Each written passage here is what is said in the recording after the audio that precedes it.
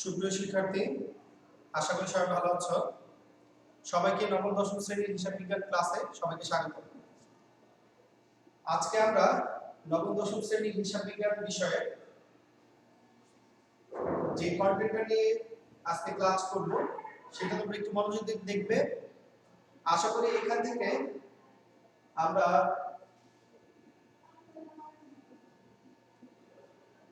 সবাইকে স্বাগতম।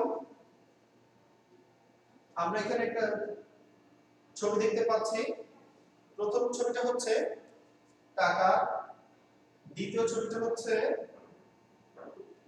একটা বিল্ডিং বা দালান। এখন এই দুইটা চিত্র কিন্তু দুই ধরনের সম্পত্তি প্রকাশ করছে বা সম্পদের অবস্থা প্রকাশ করছে। প্রথম চিত্রটা হচ্ছে চলতি সম্পদের নগদ টাকা বা হাতে নগদ, যেটাকে আমরা চলতি সম্পদ হিসেবে জানি।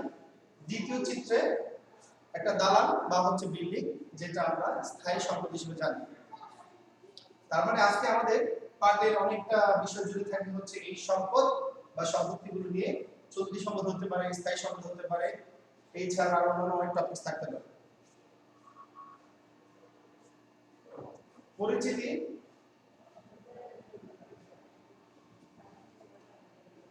আমি মোহাম্মদ আলমগীর হোসেন সোহাগ, সহকারী শিক্ষক, মুরাদপুর সুমিনেজ উচ্চ বিদ্যালয়, ব্যবসা শিক্ষা বিভাগ। আজকে আমরা নবম দশম শ্রেণীর হিসাব বিজ্ঞান বিষয়ে অষ্টম অধ্যায় নিয়ে আলোচনা করব। আমাদের আজকের টপিকস হচ্ছে র্যামিং। আমরা সবাই মোটামুটি এই র্যামিংটা করতে কমফর্ট ফিল করি, বিশেষ করে আমাদের মোটামুটি 9 এর শুরু থেকেই যখন আমরা চ্যাপ্টার ওয়াইজ অঙ্ক করা শুরু করি, বেশিরভাগ শিক্ষার্থীরা আমরা একটু নার্ভাস থাকি বা হচ্ছে ভয় পাই বা হচ্ছে কম বুঝি। কিন্তু মোটামুটি র্যামিংটা করতে গেলে আমরা সবাই একটু কমফর্ট ফিল করি যে না, একটা সহজ টপিকস। আসলে ঠিক তাই, আমাদের র্যামিং এই টপিকসটা অত্যন্ত সহজ। তবে এই র্যামিংটা পারার জন্য আমাদের বেসিক যে টার্মগুলো রয়েছে, জাবেদা, খতিয়ান, এগুলো ভালোভাবে বুঝতে হবে। কারণ জাবেদা যদি আমরা করতে না পারি সঠিক বা শুদ্ধভাবে, তাহলে খতিয়ান করা যাবে না। আর খতিয়ান এবং বৃত্তগুলো নিয়ে কিন্তু আমরা মূলত র্যামিংটা তৈরি করে থাকি, সেই ক্ষেত্রে র্যামিংটা করা যাবে না। তো যাই হোক, আমরা এই অষ্টম অধ্যায়ের র্যামিংয়ের চারটা নিয়ে আজকে আমরা কাজ করব। সবাই ক্লাসটা যদি মনোযোগ দিয়ে বুঝো, আশা করি র্যামিংটা আমরা এক ক্লাসে শেষ করতে পারবো। আর যদি আমরা শেষ করতে না পারি, তাহলে সর্বোচ্চ আমাদের দুটো ক্লাস ইনশাআল্লাহ হয়ে যাবে। সবাই ক্লাসটা মনোযোগ দিয়ে দেখবে। এই অধ্যায় শেষে আমরা কি শিখতে পারবো? এই পাঠ শেষে শিক্ষার্থীরা র্যামিং এর উদ্দেশ্য বলতে পারবে, র্যামিং প্রস্তুতকরণের বিভিন্ন বিষয় বলতে পারবে, র্যামিং এর সম্পদ ও দায়গুলো চিহ্নিত করতে পারবে। সম্পদ ও দায়, এই দুটোটা খুব ইম্পর্টেন্ট। আলাদা করে আমরা সম্পদগুলো চিনতে পারবো, দায়গুলো চিনতে পারবো, র্যামিং এর ছক তৈরি করতে পারবো। আমরা যখন র্যামিং শিখবো, তখন আমাদের র্যামিং এর ছক কিভাবে আমরা অঙ্কন করব সেই বিষয়গুলো আমরা জানতে পারবো।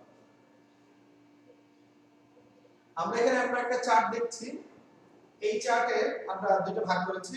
মূলত আমাদের র্যামিং এর এই দুটো ভাগ করে আমাদের কাজ করতে হবে। একটা হচ্ছে ডেবিট আর একটা হচ্ছে ক্রেডিট।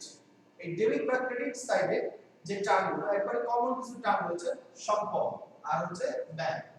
সম্পদ আর ব্যয় রিলেটেড টার্মগুলোকে আমরা সাধারণত ডেবিট করে থাকি। মালিকানা সত্ত্ব, আয়, দায়, এই তিনটা টার্মকে আমরা সাধারণত ক্রেডিট করে থাকি। এই টার্মগুলো সচরাচর ক্রেডিট হয়ে থাকে, তবে অবস্থা পরিপ্রেক্ষিতে এগুলো চেঞ্জ হতে পারে। যেমন আমরা এই সম্পদ আর ব্যয়কে সংক্ষেপে বলতে পারি সম্পদ আর ব্যয়। আমরা টেকনিক্যালি যদি একটু ফলো করি যে সব বৃদ্ধি ডেবিট, এইটা মাঝে মাঝে আমি টেকনিকটা ক্লাসে বাচ্চাদের শেখানোর চেষ্টা করি যেন তারা সহজে মনে রাখতে পারে। সব বৃদ্ধি ডেবিট আর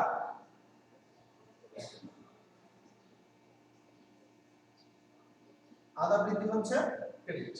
এই চারটা এখানে কিন্তু আমি দুটো লাইন লিখেছি বা দুটো ছন্দ তৈরি করার চেষ্টা করেছি। এর মাধ্যমে আমরা এই ডেবিট ক্রেডিটের টার্মগুলো খুব সহজে মনে রাখতে পারবো। এখানে এই যে সব আর আদা, এটাতে আমরা এখানে চারটা বর্ণ বা দুটো শব্দ যদি আলাদা ধরি, এখান থেকে আমরা 8টা সূত্র অ্যাপ্লাই করতে পারবো। আমি একটু ব্যাখ্যা করার চেষ্টা করছি। এই যে সম্পদ আর ব্যয়, আমরা বলছি সম্পদ আর ব্যয় হচ্ছে ডেবিট। এখন কোন অবস্থাতে ক্রেডিট হতে পারে সেটা আমরা এই টেকনিকের মাধ্যমে বুঝতে পারবো। তারপর হচ্ছে আয় আর দায়, যেটাকে আমরা সংক্ষেপে বলছি আদা। সব আয়ের হচ্ছে আ, দায়ের হচ্ছে দা। এই আদার টেকনিকটা ফলো করে অ্যাপ্লাই করেও কিন্তু আমরা ধরতে পারবো কিন্তু কেন ক্রেডিট আর কখন ডেবিট হতে পারে। এই ক্রেডিট টার্মগুলো কিন্তু ডেবিট হতে পারে, সেই টেকনিকটা আমরা আজকে এখানে শিখব। আমাদের এই যে সমৃদ্ধি ডেবিট, এটা মানে হচ্ছে এই আমরা যদি সব দ্বন্দ্বসূত্রটাকে একটু ভাঙি, তাহলে দ্বন্দ্বসূত্র আমি কি বোঝাচ্ছি? সম্পদ। সূত্র বলছে সম্পদ বৃদ্ধি পেলে কি হবে?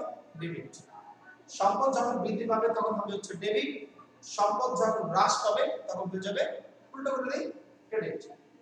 সম্পদ যখন বাড়বে প্লাস হবে বৃদ্ধি পাবে তখন সেটা কি হবে? ডেবিট। আর সম্পদ যখন হ্রাস পাবে, সম্পদ যখন হ্রাস পাবে বা মাইনাস হবে সেটাকে আমরা বলবো হচ্ছে ক্রেডিট। আমরা শিখতেছি এখন সব বৃদ্ধি ডেবিট, আদা বৃদ্ধি ক্রেডিট, শুধু এই ছন্দটা মাথায় রাখবেন। এখন দ্বন্দ্ব শব্দে যদি সম্পদ প্লাস আর মাইনাস বোঝায়, তাহলে বতে হচ্ছে ব্যয় বা খরচ। ব্যয় বা খরচ, এই ব্যয় বা খরচ যখন বাড়বে, ব্যয় বা খরচ যখন বাড়বে তখন সেটা হবে ডেবিট, ব্যয় বা খরচ যখন বাড়বে সেটা হবে ডেবিট, আর ব্যয় বা খরচ যখন হ্রাস পাবে সেটা হবে হচ্ছে ক্রেডিট। বতে হচ্ছে ব্যয়, ব্যয়টাকে আমরা খরচ নামে বলতে পারি, ব্যয় বা হচ্ছে খরচ। সম্পদ বৃদ্ধি পেলে ডেবিট, হ্রাস পেলে ক্রেডিট। বতে হচ্ছে ব্যয় বা খরচ, ব্যয় বা খরচ যখন বৃদ্ধি পাবে আমরা সূত্র বলছে ডেবিট, তাহলে হ্রাস পেলে বা কমাই দিলে হবে ক্রেডিট। তাহলে সব দিক দিয়ে আমরা এই সম্পদ আর ব্যয়টা আমরা শিখে ফেললাম। লিখলাম একটা, উল্টাই দিলে আর দুটো পেয়ে যাবে। আমাদের এখানে মোট 4টা সূত্র আমরা শিখতে পারবো। এবার চলে আসে আদার বৃদ্ধি হচ্ছে ক্রেডিট। আয় আর দায়, আয় আদার, আয় আর দায়, এই যে দুটোটা, এই দুটো নাম আমাদের সাধারণত কি প্রকাশ করতেছে? ক্রেডিট। সূত্র বলছে সহায়তা হচ্ছে আয়, এই সহায়তা হচ্ছে আমরা এই টার্মটাকে মেনশন করছি। এটা যখন বাড়বে তখন হবে ক্রেডিট, আয় যখন হ্রাস পাবে সেটা হবে ডেবিট। আয় যখন হ্রাস পাবে সেটা হবে ডেবিট, আয় যখন বৃদ্ধি পাবে সেটা হবে হচ্ছে ক্রেডিট। ঠিক একইভাবে আদা বৃদ্ধি, তাই দয়টা দাতে হচ্ছে দায়, এই দায় যখন বৃদ্ধি পাবে সেটা হবে ক্রেডিট, দায় যখন প্লাস হবে সেটা হবে ক্রেডিট, দায় যখন হ্রাস পাবে সেটা হবে হচ্ছে ডেবিট। তার মানে আমরা এইখানে যে 4টা টার্ম রয়েছে আর মালিকানা শর্ত থেকে আমরা সাধারণত ধরে নেই এটা ক্রেডিট হবে। সব বৃদ্ধি ডেবিট, আদা বৃদ্ধি ক্রেডিট। লাস্ট আমি আরেকবার একটু রিক্যাপ করছি। দ্বন্দ্ব শব্দ হচ্ছে সম্পদ যখন বৃদ্ধি পাবে ডেবিট, সম্পদ হ্রাস পেলে হবে ক্রেডিট। ঠিক একইভাবে বতে হচ্ছে ব্যয় বা খরচ, ব্যয় বা খরচ যখন বৃদ্ধি পাবে সেটা হবে ডেবিট, ব্যয় বা খরচ যখন হ্রাস পাবে সেটা হবে ক্রেডিট। আদা বৃদ্ধি ক্রেডিট, সহায়তা হচ্ছে আয়, সহায়তা কি? আয়, আয় বৃদ্ধি পেলে হবে হচ্ছে ক্রেডিট, আয় হ্রাস পেলে হবে ডেবিট। দয়টা দাতে হচ্ছে দায়, দায় বৃদ্ধি পেলে হবে ক্রেডিট, দায় হ্রাস পেলে হবে হচ্ছে ডেবিট। আর মালিকানা শর্তটা আমরা যদি ক্রেডিট করে থাকি, তার মানে আমাদের এই ডেবিট আর ক্রেডিটের টার্মগুলো সম্পদ আর ব্যয় বা খরচ যদি আমরা ডেবিট করে থাকি, সম্পদ আর ব্যয় হচ্ছে ডেবিট, আর আয় আর দায় বা মালিকানা শর্ত, মালিকানা শর্ত আর দায়, এই তিনটা টার্মটা আমরা বলে থাকি হচ্ছে ক্রেডিট। এগুলো হ্রাস বৃদ্ধির সাথে ডেবিটটা ক্রেডিট হতে পারে, ক্রেডিটটা ডেবিট হতে পারে। সম্পদ যখন বৃদ্ধি পেলে ডেবিট হবে, হ্রাস পেলে কি হবে? ক্রেডিট। ঠিক একইভাবে আয় আর দায় এগুলো বাড়লে হবে ক্রেডিট, হ্রাস পেলে হবে ডেবিট। তাহলে আমরা এই টার্মটা ইজিলি বুঝতে পারবো।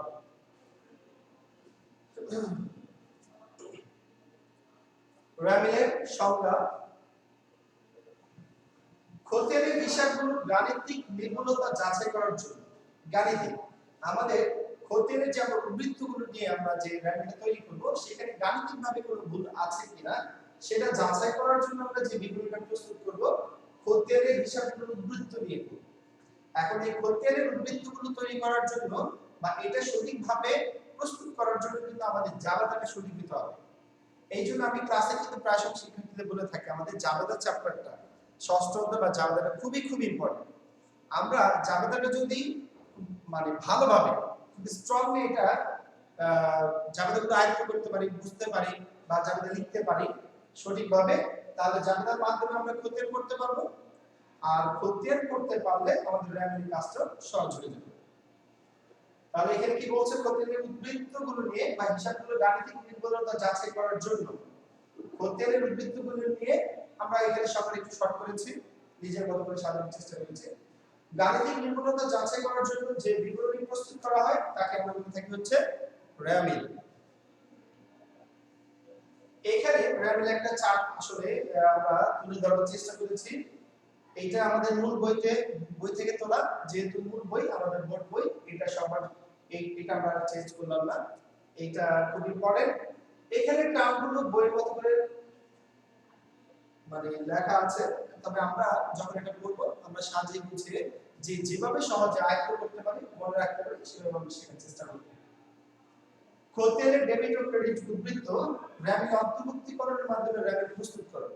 আমরা যে র্যামিলটা প্রস্তুত করব, সেই প্রস্তুত করার জন্য আমাদের র্যামিলের কোন টার্মটা সম্পদ, কোন টার্মটা দায়, কোন টার্মটা আয়, কোন টার্মটা ব্যয়, কোনটা ডেবিট হবে, কোনটা ক্রেডিট হবে, এই টার্মগুলো বোঝার জন্য আমাদের এই যে এখানে কিছু টপিকস দেওয়া আছে, ডেবিট ক্রেডিট উদ্বৃত্তগুলো কোনগুলো ডেবিট পাশে বসবে, কোনগুলো ক্রেডিট পাশে বসবে, এই টার্মগুলো ভালোভাবে আয়ত্ত করতে হবে বা আয়ত্ত করা জানা লাগবে, তাহলে আমরা র্যামিলটা সুন্দরভাবে শিখতে পারবো।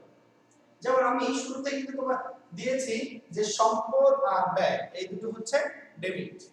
সম্পদ আর ব্যয় সাধারণত ডেবিট, আয় দায় মানে সাধারণত ক্রেডিট। কিন্তু কন্ডিশনের কারণে কিন্তু এগুলো অনেক সময় ডেবিটটা ক্রেডিট হতে পারে, ক্রেডিটটা ডেবিট হতে পারে। যেমন আসবাবপত্র, আসবাবপত্র হচ্ছে সম্পদ এবং স্পেসিফিকলি বলতে হচ্ছে স্থায়ী সম্পদ।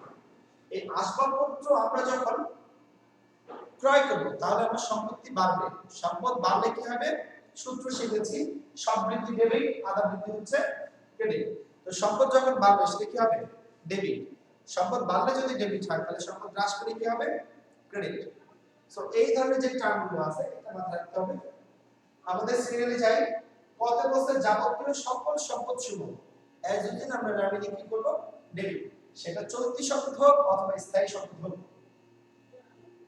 ভূমি, দালান কোঠা, ইজারা সম্পদ, আসবাবপত্র, যন্ত্রপাতি, বিনিয়োগ, দেনাদার, দেনাদার হিসাব বা দেনাদারের বর্তমান যদি নাম এখন আমরা বেশিরভাগ ইউজ করে হচ্ছে প্রাপ্য হিসাব নামে, প্রাপ্য নোট বা প্রাপ্য বিল, নগদ বা হাতে নগদ বা নগদ উদ্বৃত্ত, সুনাম। এই যে টার্মগুলো দেখা যাচ্ছে, এছাড়া আমাদের কিন্তু আরো অনেক টার্ম রয়েছে। এই টার্মগুলোর মাধ্যমে আমরা যদি বুঝে থাকি যে এগুলো সম্পদ, সেই ক্ষেত্রে আমরা বুঝতে পারবো র্যামিলে কি হবে, ডেবিট। আমি আবার রিপিট করছি, এখানে এই সম্পদগুলো ছাড়াও আমাদের কিন্তু আরো অনেক জনসম্পদ থাকতে পারে। ভূমি, দালান কোঠা, ইজারা সম্পদ, আসবাবপত্র, কম্পিউটার, অফিস সরঞ্জাম রিলেটেড যে টার্মগুলো থাকবে, যেমন AC, fridge, television, computer, printer, scanner, এই ধরনের এগুলো কিন্তু সম্পদ। এগুলোকে আমরা হয়তো অফিস সরঞ্জাম হিসেবে অন্তর্ভুক্ত করি, কিন্তু যেহেতু এগুলো সম্পদ, সেই ক্ষেত্রে এই সম্পদগুলো আমরা কি করব, ডেবিট করব। যন্ত্রপাতি, বিনিয়োগ, দেনাদার হিসাব, প্রাপ্য নোট, নগদ, সুনাম ইত্যাদি, এই যে টার্মগুলো রয়েছে, এই টার্মগুলো কিন্তু আমাদের সম্পদ। তাহলে সম্পদ হলে কি হবে, ডেবিট। খতিয়ানের ডেবিট উদ্বৃত্ত যার নামে ডেবিট দিকে বসবে, তার মানে এই যে টার্মগুলো রয়েছে সবগুলো হচ্ছে ডেবিট। এটা ভালোভাবে আয়ত্ত করতে হবে। এছাড়া আরো অনেক সম্পদ থাকতে পারে, যেমন হচ্ছে প্যাটেন্ট, ট্রেডমার্ক, তারপর হচ্ছে লগ্নি বা হচ্ছে এখানে আমাদের এই বিভাগের অনেকগুলো বিকল্প নাম রয়েছে, দেনাদার বিকল্প নাম রয়েছে, দেনাদার, প্রাপ্য হিসাব, তারপর হচ্ছে পাওনা, এরপর হচ্ছে বিক্রয় খতিয়ানের যে পুস্তক ঋণ, এই যে টার্মগুলো রয়েছে এগুলো দেনাদার সম্পদের বিকল্প নাম।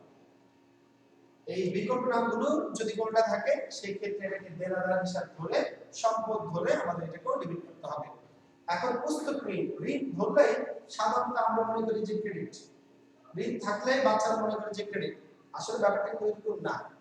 এখন ঋণ যদি আমি কারো কাছ থেকে নেই সেই ক্ষেত্রে আমার জন্য সেটা দায়। আমি যদি কাউকে ঋণ দেই সেটা কিন্তু আমার জন্য দায় না, তখন সেই ঋণটা কিন্তু আমরা সম্পদ হিসেবে ধরে এটাকে আমরা ডেবিট করব। তো এখানে পুস্তক ঋণ মানে হচ্ছে এই দেনাদার শব্দটার বিকল্প নাম। এইভাবে আমাদের এখানে প্রায় শব্দের নাম এই কম বেশি বিকল্প নাম রয়েছে। যেমন বিনিয়োগ শব্দটার অনেকগুলো বিকল্প নাম রয়েছে, যেমন হচ্ছে বিনিয়োগ, লগ্নি, শেয়ার, সঞ্চয়পত্র, সেভিংস সার্টিফিকেট, তারপর হচ্ছে সরকারি সঞ্চয়পত্র, মানে বিভিন্ন নামে আমরা এই বিনিয়োগ শব্দটার বিকল্প নামগুলো ইউজ করতে পারবো। এগুলোকে আমরা কি করব, সম্পদ হিসেবে কাউন্ট করে ডেবিট ধরবো। এছাড়া রয়েছে যেমন সম্পদের পর হচ্ছে ব্যয়ের টার্মটা সব বৃদ্ধি ডেবিট, এই সবের হচ্ছে ব হচ্ছে ব্যয় বা খরচ।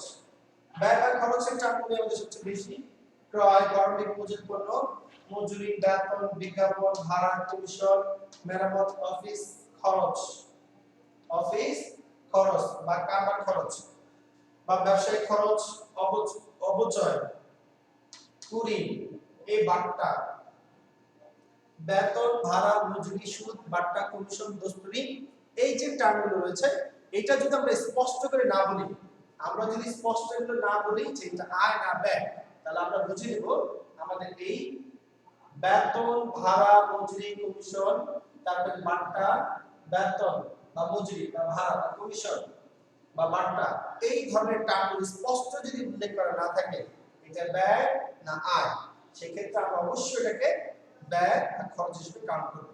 কথা কি খেয়াল থাকবে? শুধু লেখা আছে বেতন, শুধু লেখা আছে কি বেতন।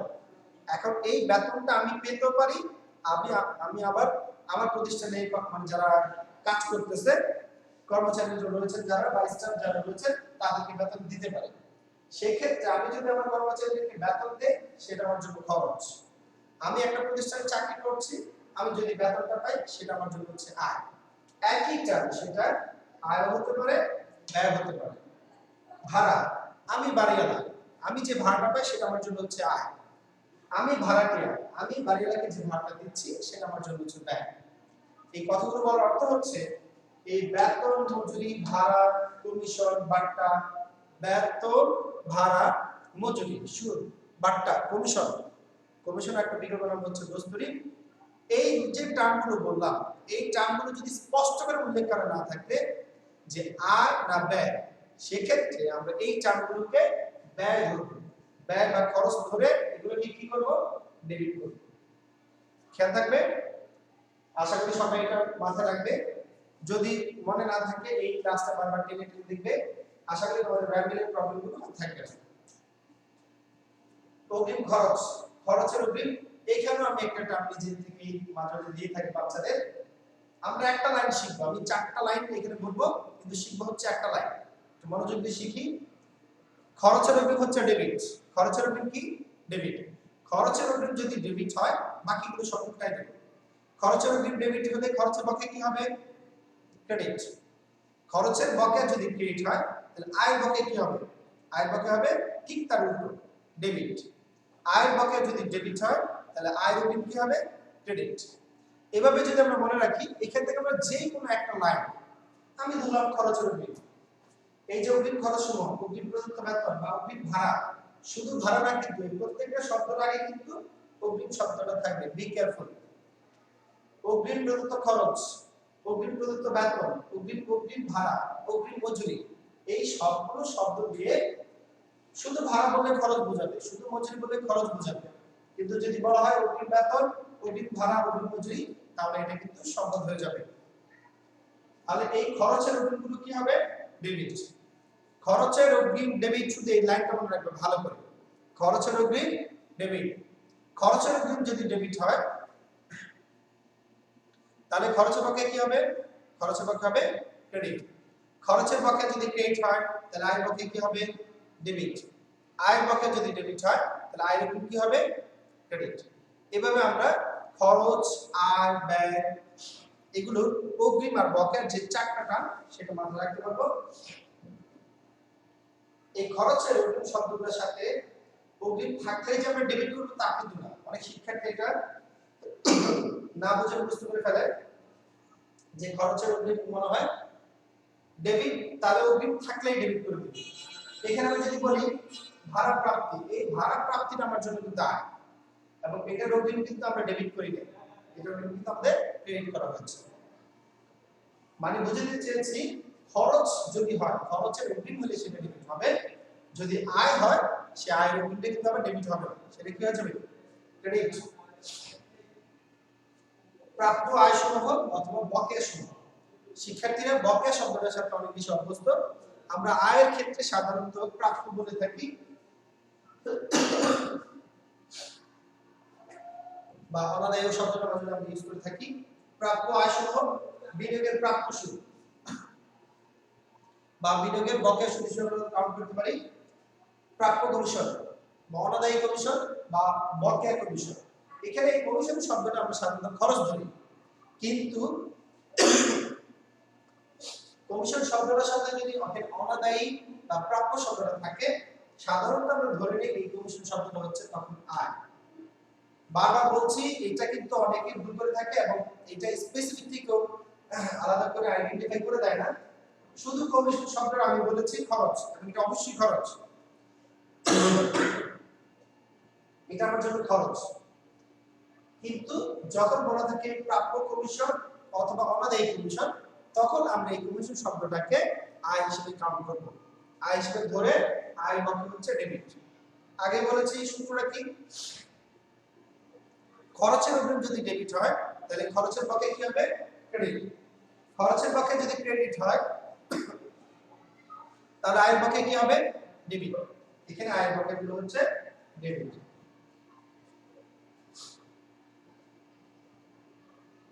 তাহলে আমরা এই বিনিয়োগের বকেয়া সুদ বা প্রাপ্য সুদ, প্রাপ্য কমিশন বা অনাদায়ী কমিশন, প্রাপ্য ভাড়া বা অনাদায়ী ভাড়া, এখানে এই ভাড়া কিন্তু আয় বোঝাচ্ছে। এগুলো হচ্ছে আমাদের জন্য সম্পদ এবং এই জন্য এই সম্পদগুলো কি হবে ডেবিট। বিক্রয় ফেরত, উত্তোলন, প্রদত্ত ঋণ, এই যে ঋণ শব্দটা চলে আসছে, কিছুক্ষণ আগে ঋণের কথাটা বলেছিলাম। ঋণ, শুধু ঋণ বললে আমরা বুঝবো এটা আমার জন্য দায়, সেটা হয়ে যাবে ক্রেডিট। কিন্তু এই যে জমাতিরিক্ত ঋণ অথবা বন্ধক ঋণ বা ঋণপত্র, এই যে টার্মগুলো রয়েছে এগুলো আমাদের হচ্ছে ক্রেডিট, দায় হিসেবে। কিন্তু যখন প্রদত্ত ঋণ কথাটা থাকবে, এই যে প্রদত্ত ঋণ, তখন বুঝতে হবে আমি কাউকে ঋণ দিচ্ছি, সেটা আমার জন্য হচ্ছে সম্পদ, সেটা আমার জন্য কি হবে সম্পদ হয়ে যাবে, সেটা আমার জন্য সম্পদ কি হবে ডেবিট। এই যে টার্মগুলো রয়েছে সম্পদ, ব্যয় বা খরচ ডেবিট, সম্পদ ডেবিট, খরচের উপর ডেবিট, আয়ের পক্ষে হচ্ছে ডেবিট। এবার আসে আমরা হচ্ছে প্রতিদিন ক্রেডিট উদ্বৃত্ত যার মিলে ক্রেডিট দিকে বসবে, মানে এখানে যে টার্মগুলো রয়েছে সবগুলো দিয়ে আমরা ক্রেডিট করব। পাওনাদার, এটার অনেকগুলো বিকল্প নাম রয়েছে। পাওনাদার বিকল্প নাম হচ্ছে প্রদেয় হিসাব, যেটা আমরা এখন বেশি ইউজ করে থাকি। পাওনাদার বা প্রদেয় হিসাব অথবা দেনা, দেনা মানে কিন্তু পাওনাদার, আর এই দেনাদার মানে কিন্তু হচ্ছে পাওনা। সো এটা জ্ঞান লাগানো যাবে না। পাওনাদার মানে হচ্ছে দেনা অথবা ক্রয় খাতের যে অথবা প্রদেয় হিসাব, এগুলো হচ্ছে পাওনাদার শব্দের বিকল্প নাম। যেই নামে থাকুক তাহলে কি হবে ক্রেডিট। এই যে প্রদেয় নোট বা প্রদেয় বিল, ব্যাংক জমাতিরিক্ত ঋণ অথবা শুধু ব্যাংক জমাতিরিক্ত অথবা ব্যাংক ওডি, ও বাই ডি, ওভারড্রাফট, এই টার্মগুলো সবগুলো হচ্ছে আমাদের দায় প্রকাশ করবে। সেক্ষেত্রে আমরা এগুলো কি করব ক্রেডিট। আয়, আমরা শুরুতে শিখেছি আদা, আয় আর দায়, এগুলো কি হবে ক্রেডিট। যেমন আয়গুলো কি কি, বিক্রয়, প্রাপ্ত সুদ, প্রাপ্ত বাট্টা, উপভাড়া। শুধু ভাড়া বলতে খরচ বোঝায়, উপভাড়া হচ্ছে আয়। উপভাড়া, বিনিয়োগের সুদ, ব্যাংক জমার সুদ, এগুলো হচ্ছে আমার জন্য আয়। আয় হলে কি হবে ক্রেডিট। অনুপার্জিত আয়, অনুপার্জিত আয় অথবা হচ্ছে যে আয়টা এখনো অর্জিত হয়নি, মানে পাই নাই, আমরা আমাদের আয়ের কার্যক্রমটা, আমি হয়তো কাউকে সার্ভিস দিয়ে ফেলছি, আমি একজন ডাক্তার, আমি আমার রোগীকে, একজন পেশেন্টকে, পরিচিত পেশেন্ট, তাকে দেখে ফেলেছি, তাকে ট্রিটমেন্ট করেছি, কিন্তু সে আমাকে এখন ফিটা দেয়নি। এই ধরনের আয়গুলোকে আমরা বলবো হচ্ছে অনুপার্জিত আয়। যেমন অগ্রিম ভাড়া প্রাপ্তি, অগ্রিম পরামর্শ ফি প্রাপ্তি, অগ্রিম অর্থ গ্রহণ, এক ধরনের দায়, কারণ এর জন্য ভবিষ্যতে সেবা গ্রহণ করতে হবে। আচ্ছা, তাহলে কিছুদিন আগে আমি যেটা বলেছিলাম সেটা আমাদের কি বললাম, যে সার্ভিস দিয়ে ফেলছি কিন্তু টাকাটা এখনো পাইনি। আর এখানে আমাদের যেটা বলছে, আমি মনে হয় একটু উল্টো বলেছি, আমরা সার্ভিস এখনো দেই নাই কিন্তু অ্যাডভান্স টাকা পেয়ে গেছি। যেমন হচ্ছে আমি এখনো ভাড়া মানে ভাড়ার অ্যাডভান্স পেয়ে গেছি, টাকা আজকে হচ্ছে ফেব্রুয়ারি মাস, আমি হয়তো বাবা ভাড়াটা আমাকে মার্চ মাস পর্যন্ত ভাড়াটা দিয়ে ফেলছে, যদি সে না থাকে তাহলে তার ওই টাকা আমাকে ফেরত দিতে হবে। এটা এক ধরনের দায়, এই জন্য আয় ও ঋণ। আমরা শিখেছিলাম খরচের উপর যদি ডেবিট হয় তাহলে আয় ও ঋণ কি হবে? ক্রেডিট। আয় ও ঋণ কি হবে? ক্রেডিট। মুনাফা দ্বারা সৃষ্ট সঞ্চিতি, কুড়ির সঞ্চিতি, দেনাদার বার্তা সঞ্চিতি, সাধারণ সঞ্চিতি, এগুলো হচ্ছে ক্রেডিট। এখানে একটা ইম্পর্টেন্ট টার্ম আমি একটু বলি আমার মতো করে। সকল প্রকার সঞ্চিতি ক্রেডিট। সকল প্রকার সঞ্চিতি হচ্ছে ক্রেডিট। সকল প্রকার সঞ্চিতি যদি ক্রেডিট হয়, দুটো সঞ্চিতি ছাড়া, একটা হচ্ছে দেনাদার বার্তা সঞ্চিতি, আর একটা হচ্ছে দুঃখিত, সকল প্রকার সঞ্চিতি হচ্ছে ক্রেডিট দুটো ছাড়া, একটা হচ্ছে প্রদবিল বার্তা সঞ্চিতি আর একটা হচ্ছে পাওনাদার বার্তা সঞ্চিতি। এই দুটো সঞ্চিতি হচ্ছে ডেবিট। এছাড়া যত প্রকার সঞ্চিতি আছে, কুড়ির সঞ্চিতি, সাধারণ সঞ্চিতি, দেনাদার বার্তা সঞ্চিতি, আয়কর সঞ্চিতি, সঞ্চিতি তহবিল, এই টার্মগুলো হচ্ছে ক্রেডিট। আবার রিপিট করলাম, সকল প্রকার সঞ্চিতি ক্রেডিট দুটো ছাড়া, একটা হচ্ছে পাওনাদার বার্তা সঞ্চিতি আর একটা হচ্ছে প্রদবিল বার্তা সঞ্চিতি, এই দুটো টার্ম হচ্ছে ডেবিট। এছাড়া বাকি যে সঞ্চিতিগুলো রয়েছে এগুলো হচ্ছে ক্রেডিট। এছাড়া রয়েছে ক্রয়, আমরা যদি ক্রয়কৃত পণ্য ফেরত দিলে সেটার জন্য ক্রেডিট হয়ে যাবে। মূলধন এটা প্রতিষ্ঠানের জন্য দায়, এই জন্য টাকা আমরা করি হচ্ছে ক্রেডিট। এই টার্মগুলো আমরা যদি ভালোভাবে আয়ত্ত করতে পারি তাহলে ডেবিট ক্রেডিটের টার্মগুলো শিখতে হবে। এখানে আমরা কিছু চলতি সম্পদ দেখতে পাচ্ছি।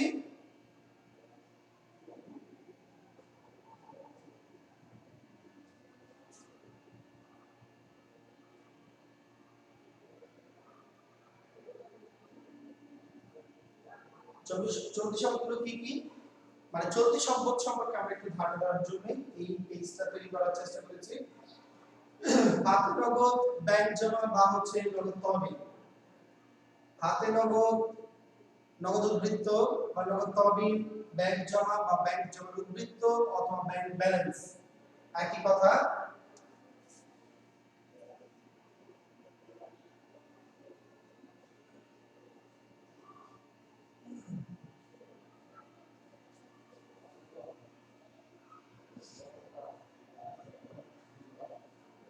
হাতে নগদ, নগদ তহবিল বা নগদ জমা, ব্যাংক জমা, ব্যাংক ব্যালেন্স অথবা ব্যাংক জমার উদ্বৃত্ত, দেনাদার, প্রাপ্য বিল, প্রাপ্য নোট, সমাপন মজুদ পণ্য, বিনিয়োগের বকেয়া সুদ, অগ্রিম খরচ।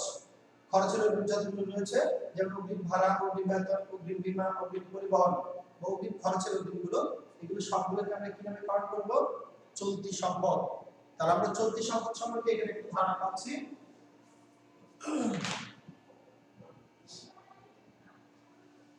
এখানে আমরা তিনটা চিত্র দেখতে পাচ্ছি। এই তিনটা চিত্র আমরা কি বোঝাচ্ছে? তিনটা সম্পদ। তবে এই তিনটা সম্পদের তিনটা নাম রয়েছে: দালান কোঠা, আসবাবপত্র, গাড়ি। তিনটা সম্পদকে এক জাতীয় সম্পদ হিসেবে আমরা চিনি, সেটার নাম হচ্ছে স্থায়ী সম্পদ। স্থায়ী সম্পদগুলো হচ্ছে যে ধরনের সম্পদগুলো আমাদের দীর্ঘমেয়াদী সুবিধা দিয়ে থাকে, সাধারণত 5 বছরের বেশি, 5 বছর, 10 বছর, 20 বছর, সেই সম্পদগুলোকে আমরা ধরে নিতে পারি হচ্ছে স্থায়ী সম্পদ। তবে প্রাকৃতিক দুর্যোগ বা যে কোনো অনাকাঙ্ক্ষিত ঘটনা ঘটতে পারে। আমি একটা বিল্ডিং তৈরি করলাম, 1 বছরের মাথায় এটা ভেঙে গেল। এখন এই ভেঙে গেলে কি আমরা এটাকে বলবো যে স্থায়ী সম্পদ না? ওরকমটা না, আসলে এটা দুর্ঘটনা ঘটতে পারে, কিন্তু সাধারণত দালান কোঠা, আসবাবপত্র, গাড়ি, এগুলো দীর্ঘমেয়াদে আমরা ব্যবহার করে থাকি, এই জন্য এগুলোকে আমরা স্থায়ী সম্পদ হিসেবে কাউন্ট করি। এছাড়া আমাদের আরো অনেক সম্পদ রয়েছে, যন্ত্রপাতি রয়েছে, তারপর হচ্ছে সুনাম রয়েছে, এগুলো হচ্ছে আমাদের স্থায়ী সম্পদ। এছাড়া আরো অনেক সম্পদ রয়েছে। দেখি আমাদের এখানে কি কি লেখা আছে। আসবাবপত্র, অফিস সরঞ্জাম। অফিস সরঞ্জাম বলতে আমরা specifically computer, fridge, AC, television, printer, scanner, typewriter, photocopy machine, এই যে টার্মগুলো রয়েছে এগুলোকে আমরা সবাই বলবো অফিস সরঞ্জাম। এটা স্থায়ী সম্পদ। মেশিন ও যন্ত্রপাতি, সুনাম, ইজারা সম্পত্তি, ভূমি দালান কোঠা, মোটর গাড়ি, ভ্যান গাড়ি বা হচ্ছে ট্রেডমার্ক, প্যাটেন্ট, কপিরাইট, এই টার্মগুলো হচ্ছে আমাদের স্থায়ী সম্পদ। একক কাজ দিয়ে দিচ্ছি তোমাদের, 5টি চলতি সম্পদ ও স্থায়ী সম্পদের নাম লিখতে হবে। আমরা ইতিমধ্যে শিখে ফেলেছি 5টি চলতি সম্পদগুলো কি কি আর স্থায়ী সম্পদগুলো কি কি। 5টা বলের মধ্যে কাজ করতে হবে। র্যামিলের আমরা একটা নমুনা ছক দেখি। এখানে আমাদের র্যামিলের যে ছকটা দেখতে পাচ্ছি, ক্রমিক নং, বিবরণ, প্রত্যেক পৃষ্ঠা, ডেবিট টাকা, ক্রেডিট টাকা। তার মানে র্যামিলের যে ছকটা, সেই ছকে ঘর সংখ্যা কয়টি, বা র্যামিলের যে ঘর, সেই ঘরে যে ছকটা, সেখানে ঘর হচ্ছে 5টি। মূল্যায়ন, এই অধ্যায় শেষে বা এই পাঠে আমরা কি কি মূল্যায়ন করতে পারবো? লেনদেনগুলো চিহ্নিত করে ডেবিট ও ক্রেডিট নির্ণয় করা যাবে। সম্পদ কত প্রকার ও কি কি সেটা জানতে পারবো বা বলতে পারবো। দায়গুলো শনাক্ত করে নাম উল্লেখ করতে পারবো। পরেরটা আমরা চলে যাচ্ছি বাড়ির কাজ। রিয়া ট্রেডার্সের 2020 সালের 1 ডিসেম্বর তারিখের উদ্বৃত্তগুলো নিম্নরূপ। এখানে খতিয়ানে কিছু উদ্বৃত্ত দেওয়ার চেষ্টা করেছি। এই উদ্বৃত্তগুলো দিয়ে তোমরা, উদ্বৃত্তগুলো কি কি রয়েছে? মূলধন, আসবাবপত্র, পাওনাদার, উপহারা, পারমিট মজুত পণ্য, হাতে নগদ, ট্রেডমার্ক, অগ্রিম, বীমা, স্যালারি। এই চার্টগুলো দিয়ে আমাদের কি করতে বলা হয়েছে? করণীয়। রিয়া ট্রেডার্সের র্যামিল তৈরি করতে বলছে। আমরা যে ছকটা কিছুদিন আগে দেখেছি, সেই উপযুক্ত বা নির্দিষ্ট ছক দিয়ে এই সঠিকভাবে র্যামিলটা প্রস্তুত করব। আজকের ক্লাস এই পর্যন্ত। সবাইকে ধন্যবাদ জানিয়ে আমি আমার ক্লাস শেষ করছি। সবাই ভালো থেকো, সুস্থ থেকো। আসসালামু আলাইকুম।